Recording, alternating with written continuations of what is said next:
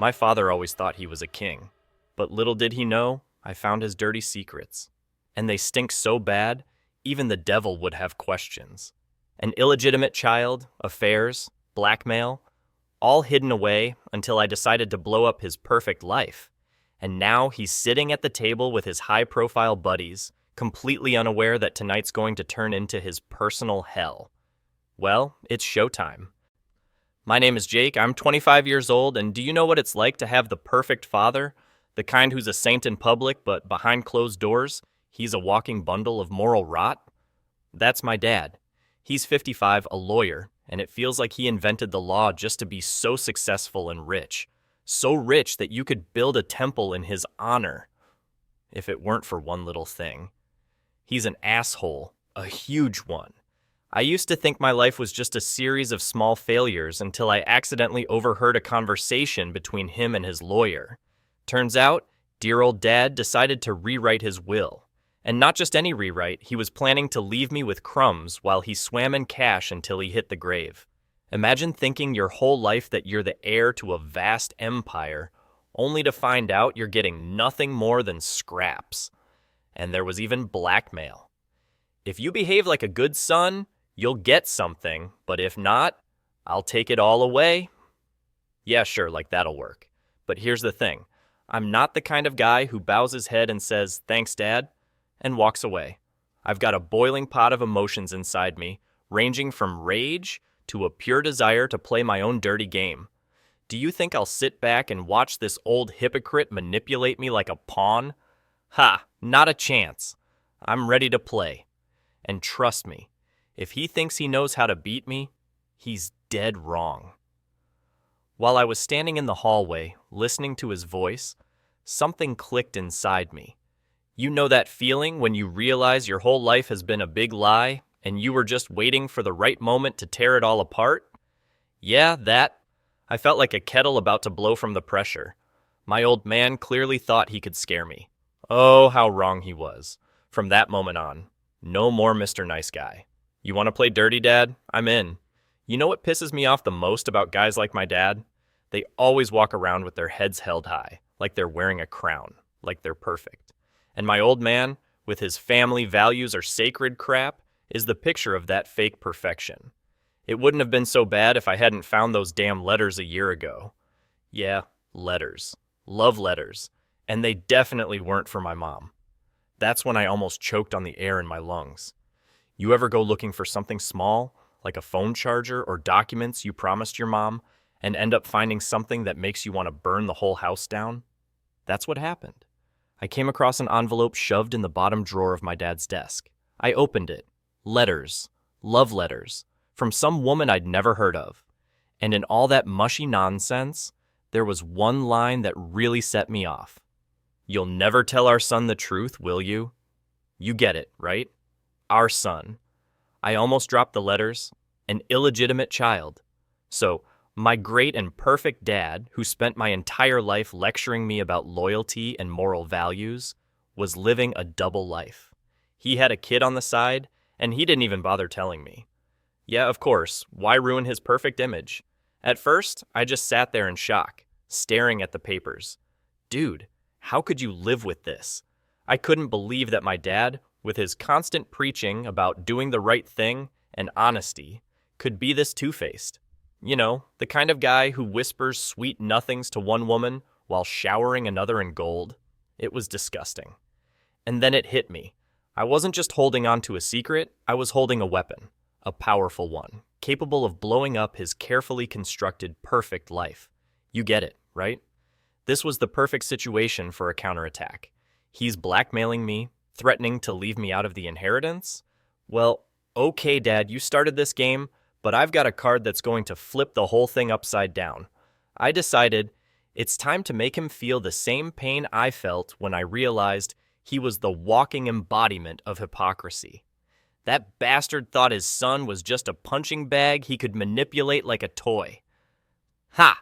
Let's see who gets the last laugh. With that in mind, I started planning. This perfect father was about to get what he deserved. He had an illegitimate kid? Fine. I'll find that kid. And believe me, when I do, His perfect life is going to go down in flames. Okay, the hunt was on. Imagine suddenly realizing your dad has a secret love child no one knows about, and that kid is the key to blowing up his perfect life. Well, now I just had to find him. And no, it wasn't as easy as you might think. I mean, if it were that simple, I'd already be enjoying the sight of Dad crawling on his knees, begging me not to spill his secrets. But no, he and his cronies are like a pack of wolves. They all cover for each other, pretending everything's clean. But you know, dirt always finds a way to creep in. My plan was simple. Find this forgotten child and drag him into the family feud. Can you imagine Dad's reaction? Seeing his dark past staring him in the face? I could already picture it, his perfect life crumbling like a house of cards. But before I could enjoy that beauty, I had to go through one hell of a quest. I started with old archives, dusty, boring, the kind of stuff that makes you wonder, why the fuck am I doing this? But you know, when you've got motivation, you can deal with it. Dad's buddies acted like their sins were hidden behind his name. It was a straight-up wall of silence. Not a single hint, not a single slippery fact. All those lawyer tricks had done their job. Everything was clean, like he'd never hidden anything. I combed through databases, dug through old records, but everything was moving as slow as a boring soap opera without an ending. But then I got lucky. One of the keys to the mystery was none other than a woman named Lillian, my dad's mistress. Ha! You can already picture what she looks like, right? Yep, just like that. A little worn down by life, but with traces of past luxury. Finding her wasn't easy. She clearly didn't want to revisit the past. But when you're hunting, you don't give up until you catch your prey. And one day, I found her. A dingy cafe, bad coffee, and the smell of an overcooked life in the air. I walked in, and there she was, sitting across from me. I blurted out the first thing that came to mind. Hi, my name's Jake. I'm Mike's son. You should have seen her face, her eyes, like someone had shown her her worst Instagram pics. Fear, pure fear flashed in her eyes. She knew exactly who I was and what that meant. She was the key to blowing up Dad's perfect existence. And with those thoughts, I knew we were on the right track. But this was just the beginning, not the end. I met with Lillian in that same cafe, which seemed designed for sad people with shattered dreams and cheap tastes. Burnt coffee smell? Check. Cigarette smoke that burns your eyes? Check. Lillian sat by the window, sipping some sludge that could barely pass as coffee. She looked older than I'd imagined, but there were still echoes of the beauty that must have driven men wild. But now she looked like a woman who knew better than to stare into a mirror for too long to avoid getting depressed. I didn't waste time on pleasantries. I went straight for the jugular. Why waste time? I said, "My name's Jake, and your former lover Mike is my father." Bam! Ice-cold truth. She almost dropped her cup. Her face twitched like I'd just shot her in the head. At first, she tried to hold it together, pretending nothing was happening. You know, like, "Oh, I'm sorry, I don't know what you're talking about." Yeah, right. But I'd already seen the fear in her eyes. She knew I wasn't joking. "Listen here, Lillian. My father's blackmailing me. He's planning to take away all my inheritance and leave me with nothing. Because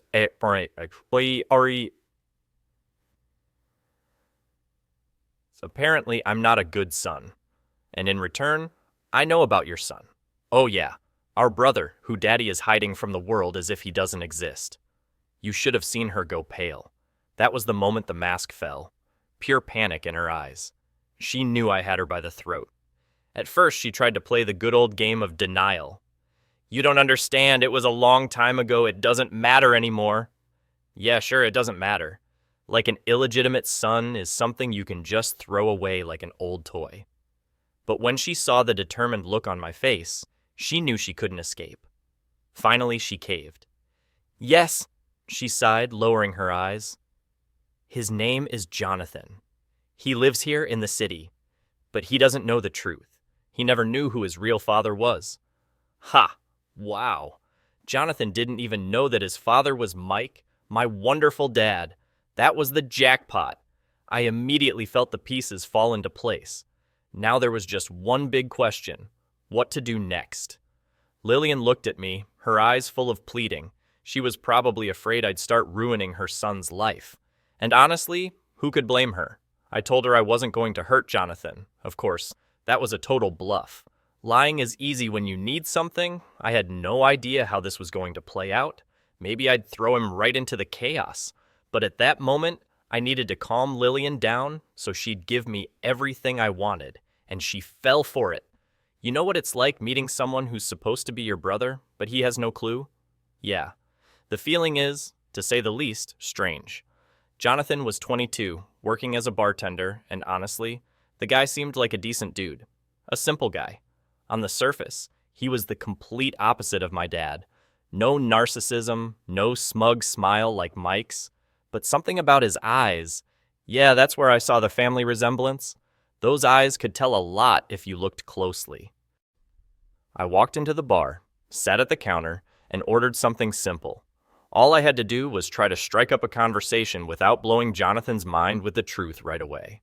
No, hey, I'm your older brother and our dad's a total prick. That would have been too much. Instead, I started off friendly but with a hidden agenda.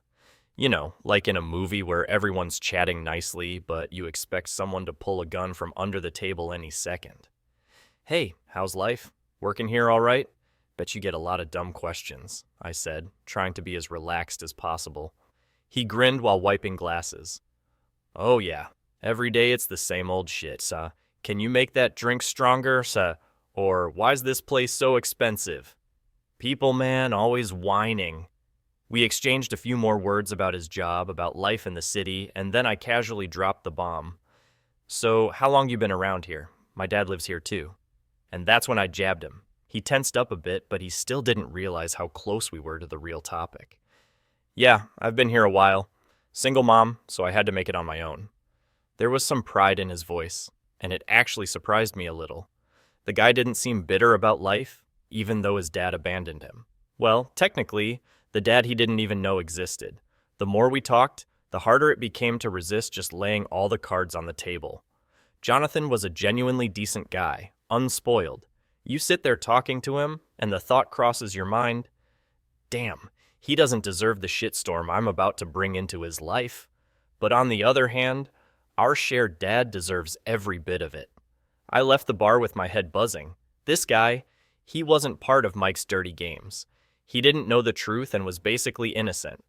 Could I really drag him into this mess? Maybe, but it would probably ruin everything for him. The decision was tough, but I wasn't backing down. Dad had to get what was coming to him, and if I had to ruin a few lives along the way, well, so be it. And then the moment came. You know, that moment when you're ready to lay all your cards on the table and watch everything fall apart. I met Jonathan in the same bar where we first talked. He was calm, as usual, even smiling a little when he saw me. But in a few minutes, that smile was going to disappear for good. I sat down across from him and got straight to the point. No ceremonies, no beating around the bush. Just flat out, your father is my father. You should have seen his face at that moment. First, he looked at me like I'd just said aliens had landed and stolen my brain. It was pure, what the fuck? His eyebrows knitted together, and he stared at me, trying to figure out if I was joking. You're serious right now? You're saying we have the same father? His voice trembled with disbelief, like I'd just told him the worst joke in the world. I nodded and pulled out that stack of letters I'd been carrying around ever since I found them in my dad's desk. Take a look at this, and then decide for yourself how serious I am, I said, handing him the documents. He started reading the letters, and his face slowly drained of color. His eyes scanned the lines as if each one was punching him in the gut. At that moment, I watched Jonathan's world collapse right in front of me. You ever see someone lose their footing instantly? That's what it was.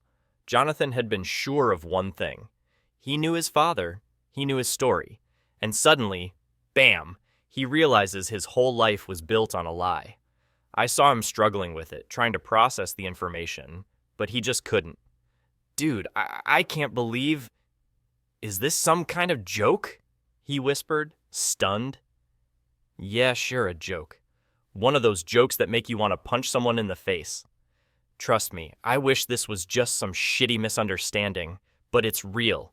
Your father is our perfect dad. He ditched you and your mom for his perfect life. And now he's trying to do the same thing to me by throwing me out with nothing. Now he was furious, real anger burning in his eyes like a wildfire. He jumped up from the table, trying to deal with the shitstorm in his head. What the hell? How could he? Why didn't I ever know about this? Because, bro, our dear dad loves keeping his secrets locked away. But we can change that. I'm not sitting here telling you all this for nothing. I've got a plan. We can make him pay for everything, for what he did to us, to our lives, I said calmly, even though I knew this moment might be the point of no return. He looked at me like he didn't know who to trust, and I get it. But in that moment, I saw something flicker in his eyes, something like resolve. That's what I needed. I offered him a deal. Let's join forces and make our shared father pay for everything. Once Jonathan and I teamed up, things really took off. The guy wasn't as simple as I thought. Instead of laying low and digesting his broken reality, he did something I totally didn't expect. He became my partner in destruction. We were like two professional hitmen, but instead of guns, we had hidden connections and dirty secrets. The first thing Jonathan did was track down Lillian's old friends. You should have seen their faces when they heard why we were there. These people knew everything about my dad's affair. They'd been in the loop from the beginning, but as usual, kept quiet. Well, when you're paid to keep your mouth shut, you probably behave like a loyal dog. But that game didn't fly with us. We started digging deeper and found so much dirt that it made me sick.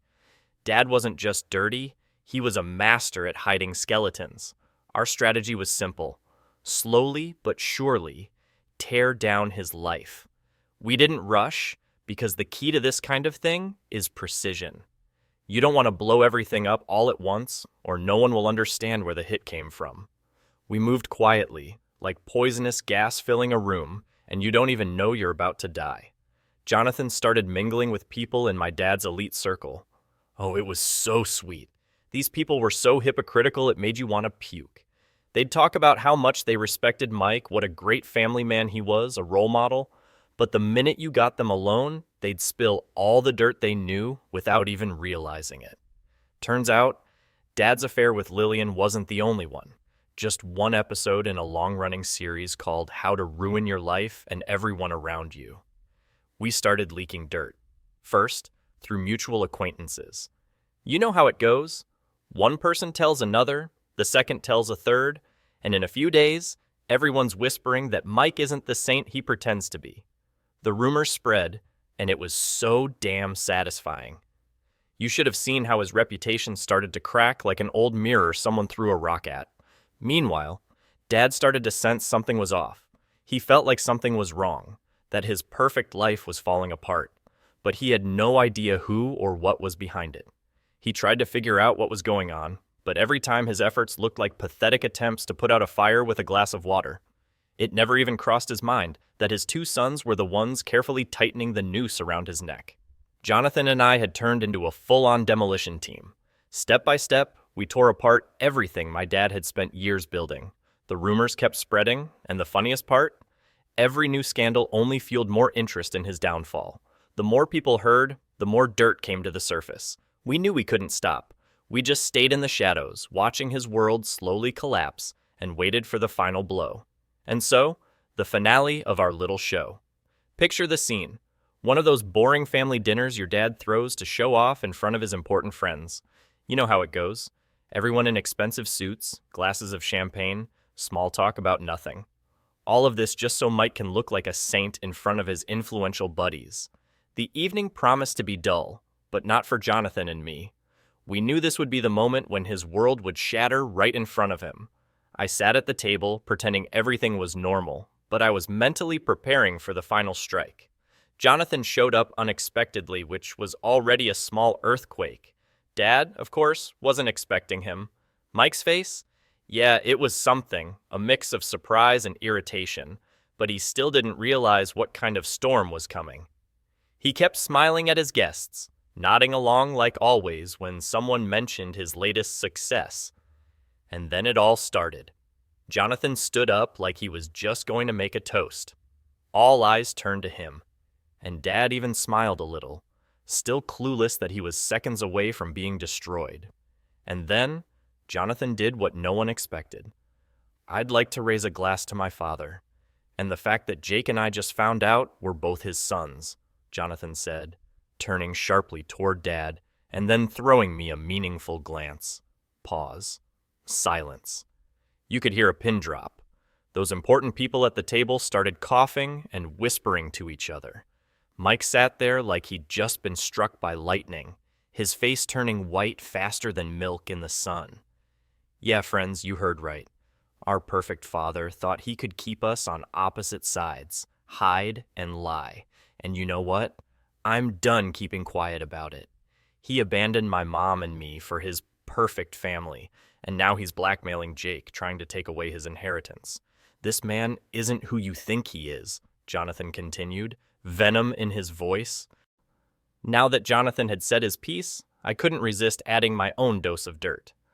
And yeah, friends, Jonathan wasn't the only one forgotten in this fairy tale. Our dad is a master at hiding dirty secrets. While he sits here pretending to be a saint, his life is actually one big farce.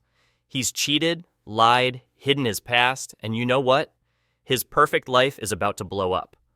Dad's face in that moment wasn't just shocked, it was utterly destroyed.